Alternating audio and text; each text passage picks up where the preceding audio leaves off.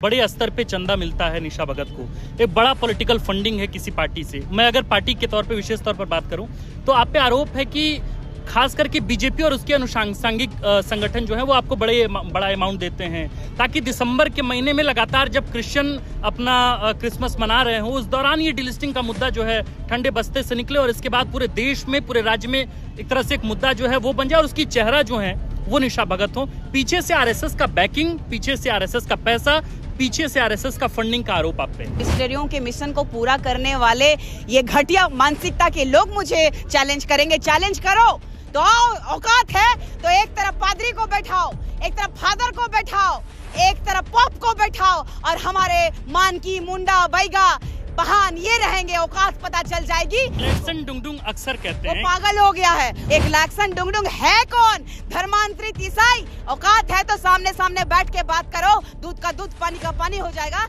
मैं भी देखती हूँ कि कैसा ईसाई हो और कैसा तुम धर्मांतरित जो रूढ़िवादी परंपरा को छोड़ चुके हो और माइनॉरिटी में हो तो माइनॉरिटी का लाभ लो। इस देश में जन्म के आधार पर आरक्षण मिलता है।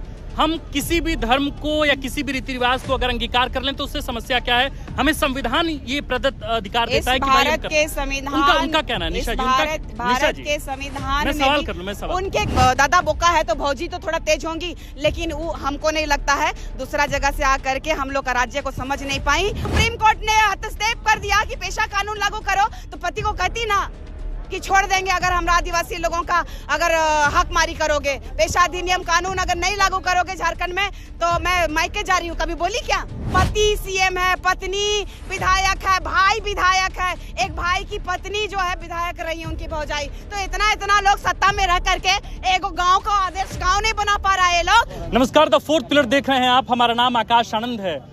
राज्य में शीतकालीन सत्र तो बहुत शांति से निपट गया, लेकिन अब राज्य में एक नया मुद्दा फिर से जन्म ले चुका है। हालांकि ये मुद्दा कोई नया नहीं है और झारखंड सहित पूरे देश के लिए मुद्दा नया नहीं है। ये मुद्दा डीलिस्टिंग का है और डीलिस्टिंग के मुद्दे को लेकर आज राजभवन के समक्ष निशा भगत ने अपना मुंडन कराया है। एक लड़की के लिए बाल उसका श्रृंगार होता है और उस श्रृंगार को दान दे दिया है निशा भगत ने।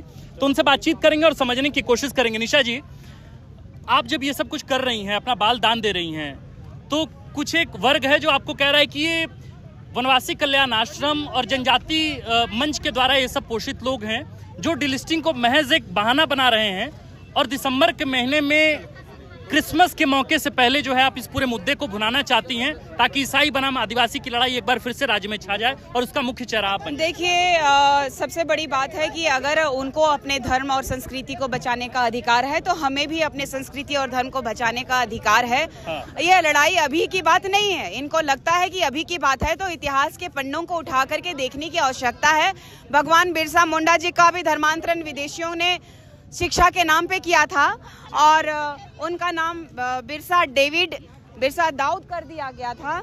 और अभी देखिए कि 20 साल की काली रात में आपको अच्छे से दिखाई पड़ेगी कि हमारे पंखराज बाबा कार्तिक उरांव जी जो आदिवासी अस्मिता, आदिवासी राजनीति या तो फिर धर्मांतरण के मुद्दे को में वो प्रखरता से अपनी बातों को रखा है उन्होंने। और जब दिल्ली में जब सांसद थे तो संसद भवन को उन्होंने चलता हुआ सत्र को उन्होंने स्थगित करने का काम किया था उन्होंने। तो सबसे बड़ा बात है कि ये मेरा विषय नहीं है। ये आरोप सही है क्या कि आप लोग वो पोषित लोग हैं, आरएसएस के पोषित लोग हैं, वनवासी कल्याण आश्रम के? ये जो आरोप लगता है इस पर 2 मिनट में जस्टिफिकेशन आप क्या देंगे? आप अपना टेक क्या रखेंगे? उनको इतना ही कहना चाहूंगी कि विदेशियों के द्वारा संचालित किए जाने वाले मिशनरी धर्म को और मिशनरियों के दलालों को मैं इतना कहना चाहती हूँ कि सावधान हो जाइए। तुम ठेका लेके रखे हो अपना समाज को बचाने का और हम अपना समाज, अपना जल जंगल जमीन भी नहीं बचाए, जो अपने माँ बाप का नहीं हुए, जब अपनी परंपरा संस्कृति अपने भारत के नहीं हुए, वो हमसे क्या ही सवाल करेंगे? ऐसे दोगले प्रवृत्ति के लोगों को मैं इतना ही कहना चाहती हूँ, घर वापसी करना है तो लौट जाओ, नहीं तो ईसाई में जाति नहीं होती है और जिस दिन जाति जाएगी ना उस दिन त्राहिमाम करोगे। और यही निशा भगत तुम्हें याद आएगी कि संविधान में बदलाव लाने वाली निशा पे जिसने हंसा था और कहा था दलाल है तो तुम अंग्रेजों के काले दलालों। मैं ये कहना चाहती हूँ कि अपने पुरखों का दिया हुआ परंपरा को जो छोड़ चुके हो, आज किस बात की दुहाई दे रहे हो? ये लोग बार बार कहते हैं कि एक बहुत बड़े स्तर पे चंदा मिलता है निशा भगत को, एक बड़ा पॉलिटिकल फंडिंग है किसी पार्टी से। मैं अगर पार्टी के तौर पे विशेष तौर पर बात करूं तो आप पे आरोप है कि खास करके बीजेपी और उसके अनुषंगिक संगठन जो है वो आपको बड़ा अमाउंट देते हैं, ताकि दिसंबर के महीने में लगातार जब क्रिश्चियन अपना क्रिसमस मना रहे हो, उस दौरान ये डीलिस्टिंग का मुद्दा जो है ठंडे बस्ते से निकले और इसके बाद पूरे देश में, पूरे राज्य में एक तरह से एक मुद्दा जो है वो बन जाए और उसकी चेहरा जो है वो निशा भगत हो। पीछे से आरएसएस का बैकिंग, पीछे से आरएसएस का पैसा, पीछे से आरएसएस का फंडिंग का आरोप आप पे। ये बात सही है? देखिए, ऐसा है ना कि दलाल कुछ भी बोल सकते हैं। अब मेरे पास एक क्रेटा गाड़ी है, उसको देखिएगा, झंडा प्रकरण से अभी तक मैंने इंस्टॉलमेंट नहीं दिया है और हमारी गाड़ी खींचने पे लगी हुई है और हमारा घर का रेंट मेरे पिताजी और हमारा समाज के अगुवा लोग भर रहे हैं। तो ये लोग मुझे बताएंगे, ये जो दलाल प्रवृत्ति के जो लोग, अंग्रेजों के दलाल, मिशनरियों के मिशन को पूरा करने वाले, ये घटिया मानसिकता के लोग मुझे चैलेंज करेंगे। चैलेंज करो तो औकात है तो एक तरफ पादरी को बैठाओ, एक तरफ फादर को बैठाओ, एक तरफ पॉप को बैठाओ और हमारे मानकी, मुंडा, बैगा, बहान ये रहेंगे। औकात पता चल जाएगी कि कौन रूढ़िवादी परंपरा को मानने वाले लोग हैं और कौन मिशनरियों का तलवार चाटने वाले दलाल, अंग्रेजों के दलाल कौन है, वो पता चल जाएगा। मैं सभी के धर्म का सम्मान करती हूँ, लेकिन किसी को हम अपने धर्म और संस्कृति का खिलवाड़ करने नहीं देंगे और इस संविधान में भी ये हक और अधिकार नहीं दिया है। ग्लेडसन डुंगडुंग अक्सर कहते हैं वो पागल हो गया है। वो रूढ़िवादी परंपरा को मानने वाली बेटी के साथ शादी किए थे और हमारे साथ उनका जो है बहुत ही अच्छा संबंध रहा है। तो मुझे उनकी पत्नी का उनका बना नहीं, रूढ़िवादी परंपरा को मानने वाले लोगों से इनकी बन नहीं सकती है,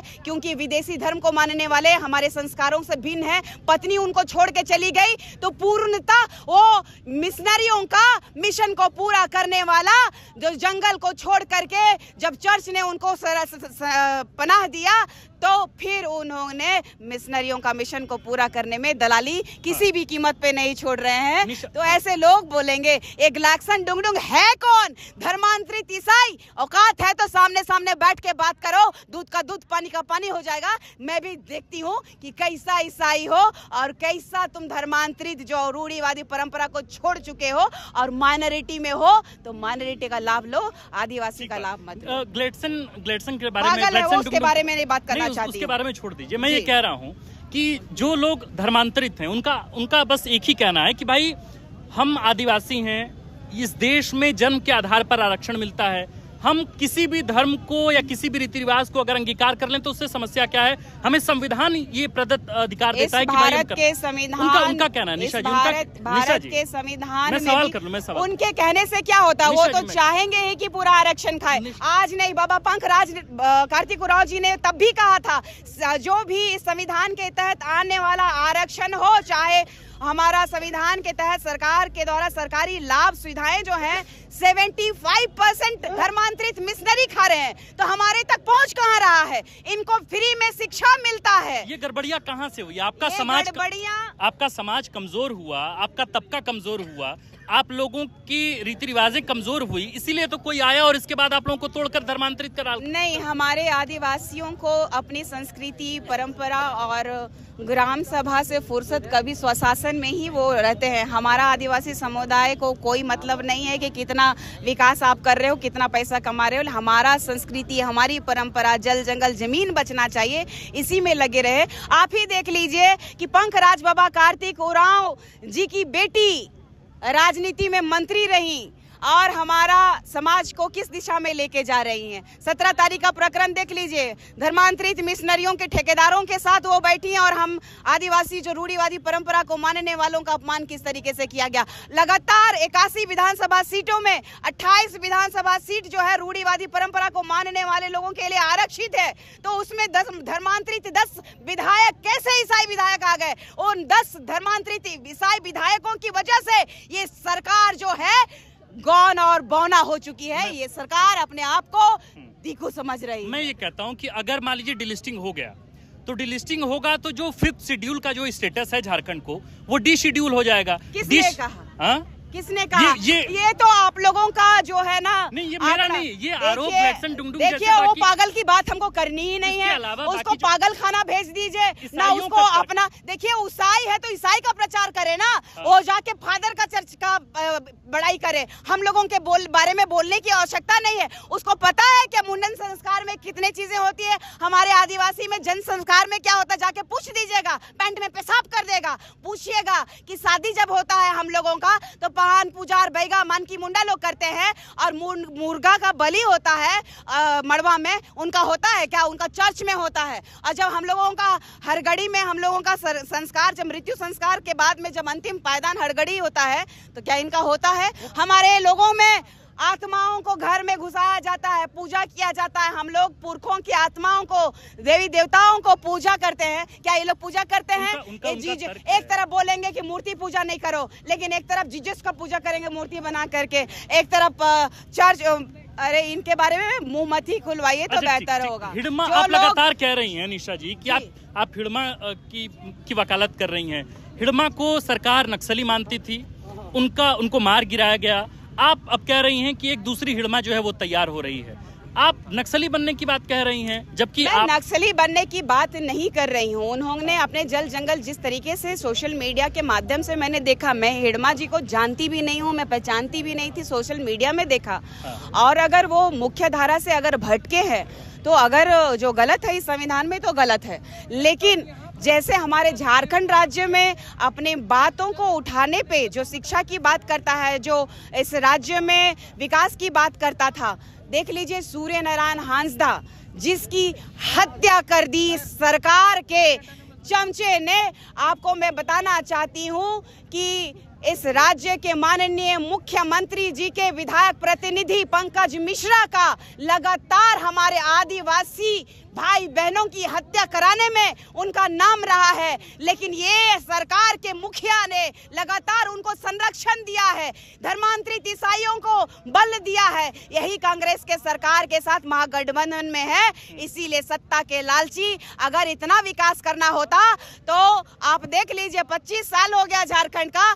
माननीय मुख्यमंत्री जी के पिताजी पूर्व मुख्यमंत्री स्वर्गीय शिबू सोरेन जी का जब देहांत हुआ तो एक महीना में, जो एक महीना भी नहीं, जो दशकर्म होता है उसी दशकर्म करने के दौरान उन्होंने अपने पिता का अपना पौराणिक घर के मतलब समझ लीजिए उस गांव में बिजली और सड़कें लेके आते हैं, और हमारे बच्चों को जो साइकिलें दी जा रही है लगातार, साइकिल का हवा में लटका के ले जाएगा। जब यहाँ सड़कें नहीं बन रही है, यहाँ बिजली का व्यवस्था नहीं है, यहाँ स्वास्थ्य व्यवस्था नहीं है, हमारे लोगों को खटिया पे आप लोग दिखाते हैं। पूछे ना, कभी हेमंत सोरेन से पूछने की औकात रही है आप लोगों की? ये फोर्थ पिलर को समझना चाहिए कि हमारा जो झारखंड में जो हमारे आदिवासियों की अस्मिता वाकई खतरे में है। और आज देश के प्रधानमंत्री भी कहते हैं कि अगर इस देश का मूल मालिक है तो आदिवासी है। जब आदिवासी मूल मालिक है तो हमें इतना अपमानित क्यों किया जा रहा है? दलितों को तो बहुत सम्मान हो रहा है। देखिए उन पे भी भरोसा नहीं है, वो सत्ता की वो लालची है। मैया समान योजना में कितना बच्चा लोगों का भविष्य को अंधकारमय में कर दी है। उन पे सोचा था हमने कि कम से कम दादा बोका है तो भौजी तो थोड़ा तेज होंगी, लेकिन वो हमको नहीं लगता है। दूसरा जगह से आकर के हम लोग का राज्य को समझ नहीं पाई और हमारे लोगों की संस्कृति सभ्यता परंपरा को नहीं समझ पा रही है। इतना ही होता तो अपना पति को कहती कि आदिवासियों को का हित और हितैषी के लिए जब सुप्रीम कोर्ट ने हस्तक्षेप कर दिया कि पेशा कानून लागू करो, तो पति को कहती ना कि छोड़ देंगे अगर हम आदिवासी लोगों का अगर हक मारी करोगे, पेशा अधिनियम कानून अगर नहीं लागू करोगे झारखंड में तो मैं मायके जा रही हूँ। कभी बोली क्या? बोलती ना, डराती धमकाती, बोलती कि अगर मेरे रहते हुए अगर आदिवासियों का हक खाओगे तो मैं तेरे साथ नहीं रहूंगी। पति सीएम है, पत्नी विधायक है, भाई विधायक है, एक भाई की पत्नी जो है विधायक रही है उनकी भौजाई। तो इतना लोग सत्ता में रह करके एक गांव का आदर्श गांव नहीं बना पा रहा है ये लोग, और बात करते हैं राजनीति का। ये लोगों का ढकोसला है, ये लोग चोचलेबाजी कर रहे हैं, ये ठगने का काम कर रहे हैं। जितना आदिवासी नेता है, अब समय आ गया है बाल्टी में पानी भर लो और चुल्लू भर पानी में डूब के मर जाना। धन्यवाद। ये निशा उरांव हैं, निशा भगत हैं, और जाहिर है कि आज एक बड़ा मौका था, बड़ा दिन था। डीलिस्टिंग को लेकर लगातार मुद्दे जो है इस राज्य में गरमाते रहे हैं। जब भी डीलिस्टिंग को लेकर बात होती है तो दो धड़ा सामने होता है। जाहिर है कि ईसाई धर्मांतरित आदिवासी होते हैं और दूसरी तरफ सरना आदिवासी होते हैं और जाहिर है कि इनके बयान, इनके पलटवार और इन तमाम मुद्दों से झारखंड की सियासत में एक नया उबाल देखने को मिलता है। आप इस पूरे मसले को लेकर, पूरे कन्वर्सेशन को लेकर आप क्या सोचते हैं, हमें कमेंट कर जरूर बताएं। आप देख रहे थे द फोर्थ पिलर। हमारा नाम आकाश आनंद है, कैमरे की